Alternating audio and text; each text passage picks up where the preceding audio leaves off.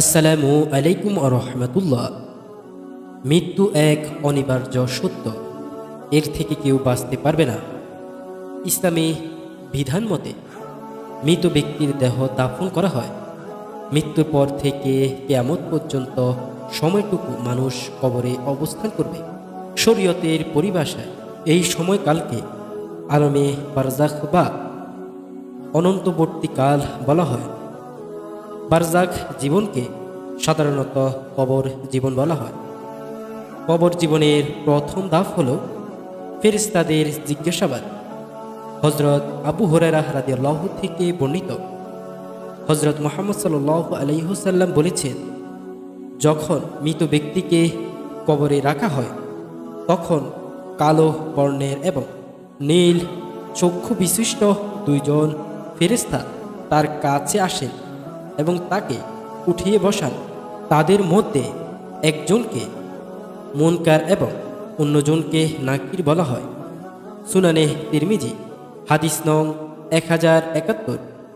কবরে সওয়াল জবাব প্রসঙ্গে ইসলামী স্কলাররা বলেন, কবরে প্রত্যেক মানুষকে আরবিতে 3টি প্রশ্ন করা হবে। তা হল মান রব্বুকা, ওয়ামা দীনুকা, ওমান নবিয়ুকা। অর্থ, তোমার রবকে, তোমার দিন বা ধর্ম কি, তোমার নবীকে। প্রশ্নের শেষ অংশটি বিভিন্ন বর্ণনায় বিভিন্নভাবে রয়েছে, যেমন মান হাজার রাজুল, নবী করিম সাল্লাল্লাহু আলাইহি ওয়াসাল্লামের প্রতি ইঙ্গিত করে বলা হবে, এই ব্যক্তিকে যাকে তোমাদের কাছে পাঠানো হয়েছে। এসব প্রশ্নের উত্তরে মুমিন বান্দা বলবে, আমার রব আল্লাহ, আমার ধর্ম ইসলাম, আমার নবী হযরত মুহাম্মদ সাল্লাল্লাহু আলাইহি ওয়াসাল্লাম, অথবা তিনি হলেন আমাদের মাঝে প্রেরিত নবী হযরত মুহাম্মদ সাল্লাল্লাহু আলাইহি ওয়াসাল্লাম। তারপর জিজ্ঞেস করা হবে, তুমি কিভাবে জানলে? মুমিন বান্দা বলবে, আমি আল্লাহর কিতাব পড়েছি, এর উপর ঈমান এনেছি এবং তা বিশ্বাস করেছি। অতঃপর আসমান থেকে ঘোষণা করে বলবেন, আমার বান্দা সত্য বলেছে, সুতরাং তার জন্য জান্নাতের একটি বিছানা বিছিয়ে দাও এবং তাকে জান্নাতের পোশাক পরিয়ে দাও। এছাড়া তার জন্য কবর থেকে জান্নাতের দিকে একটি দরজা খুলে দাও, ফলে তার দিকে জান্নাতের কমল হাওয়া ও সুগন্ধি আসতে থাকবে। এরপর তার কবরকে তার দৃষ্টির সীমা পর্যন্ত প্রশস্ত করে দেওয়া হয় এবং সেখানে আলোর অবস্থা করা হয়।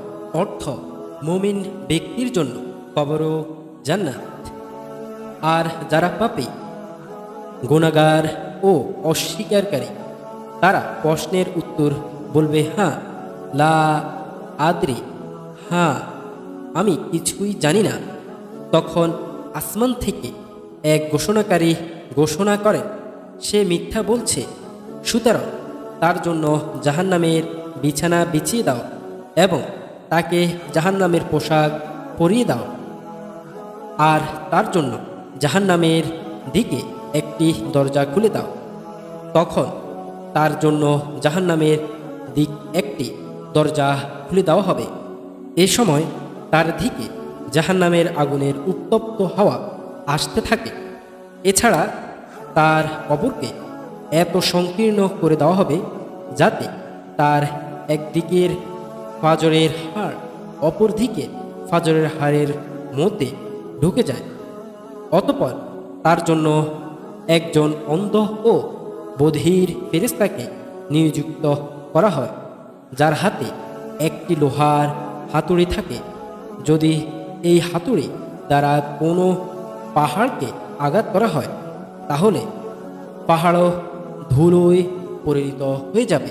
আর সেই ফেরেশতা এই হাতুড়ি দিয়ে তাকে প্রচণ্ড জোরে আঘাত করতে থাকবে। আর সেই আঘাতের চোটে এত বিকট শব্দ চিৎকার করতে থাকবে, যা মানুষ ও জিন ছাড়া পূর্ব থেকে পশ্চিম পর্যন্ত সব সৃষ্টিজীবী তা শুনতে পায়। আঘাতের ফলে সে মাটির সঙ্গে মিশে যায়, তারপর আবার তার দেহে আত্মা ফিরিয়ে দেওয়া হয়। এভাবে তার শাস্তি চলতে থাকে। মূলত পাপী ব্যক্তি কবরই জাহান্নামের শাস্তি ভোগ করবে। নবী করিম সাল্লাল্লাহু আলাইহি ওয়াসাল্লাম বলেছেন, কবর হলো জান্নাতের বাগানসমূহ থেকে একটি বাগান কিংবা জাহান্নামের গর্তসমূহ থেকে একটি গর্ত। সুনানে তিরমিজি হাদিস নং 2460। কবরের শাস্তি গভীরভাবে ভাবনার বিষয়।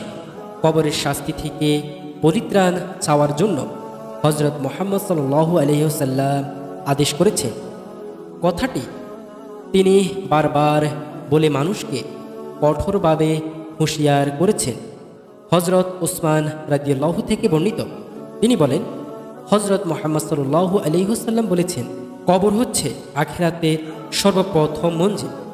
যদি কেউ এই মঞ্জিল থেকে মুক্তি পেয়ে যায় তাহলে তার পরবর্তী মঞ্জিলসমূহ অপেক্ষাকৃত সহজ হয়ে যাবে। আর যদি কবরের মুক্তি লাভ করতে না পারে তাহলে পরবর্তী মঞ্জিলগুলো আরও কঠিন ও জটিল হয়ে যাবে। হযরত মুহাম্মদ সাল্লাল্লাহু আলাইহি ওয়াসাল্লাম আরও বলেছেন, আমি এমন কোনো ভয়াবহ স্থান দেখিনি যা কবরের চেয়েও ভয়াবহ হতে পারে। সুনানে তিরমিজি হাদিস নং 2308। তাই কবরের ভয়াবহ শাস্তির কথা স্মরণ করে আল্লাহর দরবারে কান্নাকাটি করা এবং কবরের শাস্তি থেকে তার কাছে পরিত্রাণ চাও আমাদের জন্য একান্ত জরুরি। এক্ষেত্রে দান সদকা হতে পারে মানুষের উত্তম বিনিয়োগ। হযরত উকবাহ ইবনে আমের রাদিয়াল্লাহু থেকে বর্ণিত, তিনি বলেন, হযরত মুহাম্মদ সাল্লাল্লাহু আলাইহি ওয়াসাল্লাম বলেছেন, নিশ্চয় দান সদকা দানকারীকে কবরের উত্তাপ থেকে রক্ষা করবে। আর মুমিন ব্যক্তি কিয়ামত দিবসে আল্লাহর আরশের ছায়ায় অবস্থান করবে। তাবারনী হাদিস নং 788। বিভিন্ন দোয়ার মাধ্যমেও জাহান্নাম ও কবরের আযাব থেকে মুক্তি লাভ করা যায়। হযরত মুহাম্মদ সাল্লাল্লাহু আলাইহি ওয়াসাল্লাম তার উম্মতদেরকে জাহান্নাম ও কবরের আযাব থেকে পানাহ চাওয়ার জন্য বিভিন্ন দোয়া শিখিয়েছেন, যা বিভিন্ন হাদিসে বর্ণিত রয়েছে।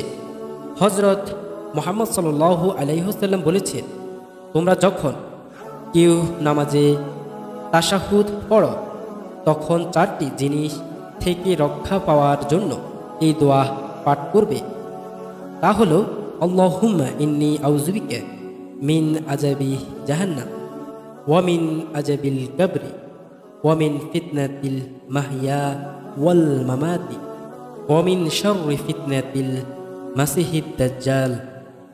অর্থ, হে আল্লাহ, আমি আপনার কাছে জাহান্নাম ও কবরের আযাব থেকে আশ্রয় চাই, আর জীবনকালীন ও মৃত্যুর পরের ফিতনা থেকে এবং মাসিহুদ দাজ্জালের ফিতনার ক্ষতি থেকে আপনার কাছে আশ্রয় প্রার্থনা করছি। সহিহ মুসলিম হাদিস নং 1211। আল্লাহ পাক আমাদেরকে যাবতীয় গুনাহ থেকে হেফাজত করুন এবং কবরে, হাসরে এবং ফুলসিরাতে আমাদের সফল হওয়ার তৌফিক দান করুন। আমিন।